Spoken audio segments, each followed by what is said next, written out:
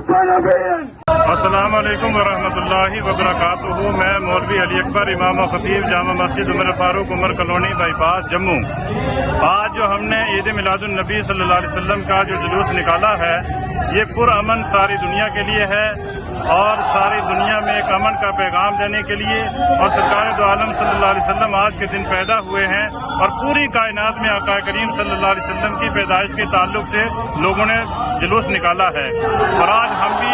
آقا کریم صلی اللہ علیہ وسلم کے پیدائش کے تعلق سے اور آقا صلی اللہ علیہ وسلم کی پیدائش کے لیے آج ہم نے جلوس نکالا ہے، اور یہ ساری امت مسلمہ کے لیے، ساری کائنات کے لیے پرامن ہمارا یہ جلوس ہے۔ السلام علیکم۔